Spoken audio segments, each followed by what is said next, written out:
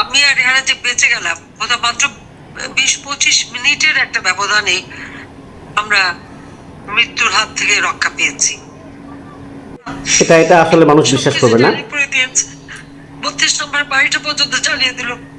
আপনি কান্না করছেন কেন? কান্না করার কোনো প্রয়োজন নাই তো। আপনার জন্য, আপনার কৃতকর্মের জন্য আজকে এই অবস্থা হয়েছে। কেন বঙ্গবন্ধুর সেই 32 নম্বরের বাড়ি পুড়িয়ে দেবে সাধারণ পাবলিক?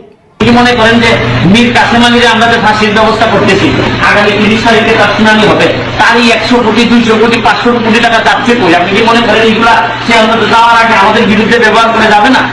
আমার মনে হইতেছে যারা মূর্তি এবং ভাস্কর্যের বিতর্ক যারা শুরু করছে, এরা হচ্ছে গিয়ে রাজাকার, আলবদর, আলসাম যুদ্ধাপরাধীদের এরা আত্মা।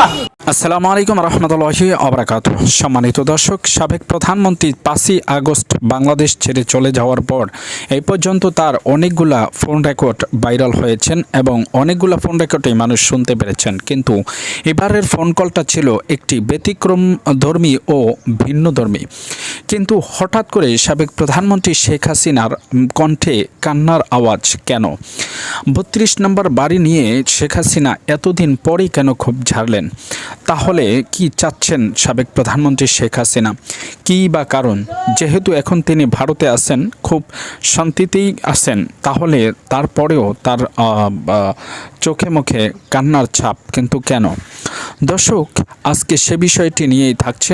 এদিকে ব্যারিস্টার সুমন, যাকে আপনারা সকলেই চেনেন, সে ব্যারিস্টার সুমন কি বলছেন এবং কি কারণে তিনি ফেঁসে যাচ্ছেন সেটিও দেখাবো আজকের ভিডিওতে। ধৈর্য সহকারে সম্পূর্ণ ভিডিওটি সকলকে দেখার অনুরোধ থেকে শুরু করছে আজকের ভিডিও। দর্শক, এরকম নিত্য নতুন ভিডিও পেতে হলে চ্যানেলটিকে সাবস্ক্রাইব করে পাশে রাখা বেল বাটনটি অন করে দিবেন, তাহলে প্রত্যেক মুহূর্তের আপডেট নিউজগুলো পৌঁছে যাবে আপনাদের কাছে। তো চলুন দর্শক, কথা না বাড়িয়ে আমরা প্রথমেই জানবো সাবেক প্রধানমন্ত্রী শেখ হাসিনা দেশ ছেড়ে তিনি পালিয়ে যান। পালিয়ে যাওয়ার পরে একে একে তার অনেকগুলো ফোন কল রেকর্ড ভাইরাল হয়।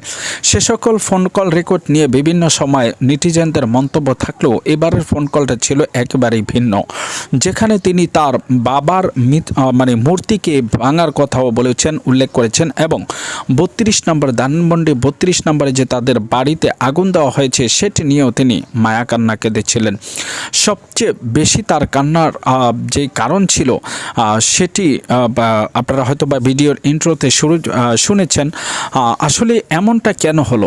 সাবেক প্রধানমন্ত্রী শেখ হাসিনা তিনি যখন ক্ষমতায় ছিলেন তখন মানুষকে এত বেশি পরিমাণে মানুষকে নির্যাতন নিপীড়নের শিকার করেছেন, যাতে মানুষ তাকে দেশ ছেড়ে পালাতে বাধ্য করেছেন। শুধু তাই নয়, তিনি নিজের মুখে বলছেন আর 25 মিনিট যদি লেট হতো তাহলে তাকে বাংলাদেশে মেরে ফেলতো।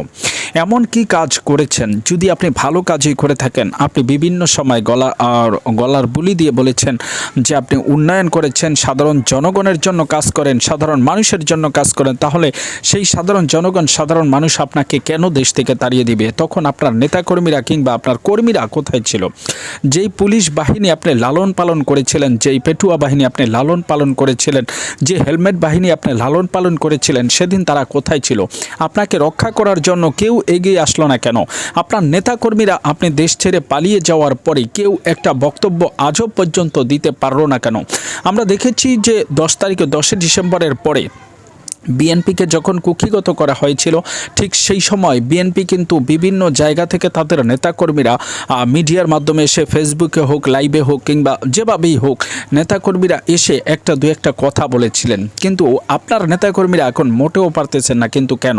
নেতাকর্মীরা যদি আপনাকে ভালোই বাসত, তাহলে আপনার জন্য রাজপথে জীবন দিতে কিংবা আপনার জন্য নিজের শরীরে রক্ত ব্যয় করতে ভয় পাচ্ছে কেন? আসলেই কেউ আপনাকে ভালোবাসত না, বরং সকলেই আপনার কাছে ছিল আপনার নাচের পুতুল।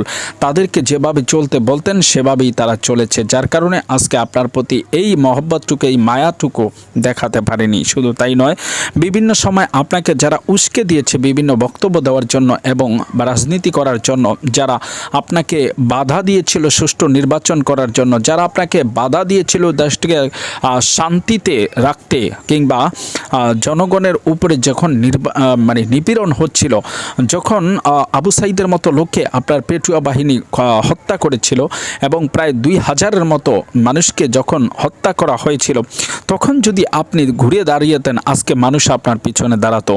আপনার এই মায়াকান্নার এখন কোনো মূল্য আছে কিনা সেটা পাবলিকের কাছেই প্রশ্ন। ধন্যবাদ সকল।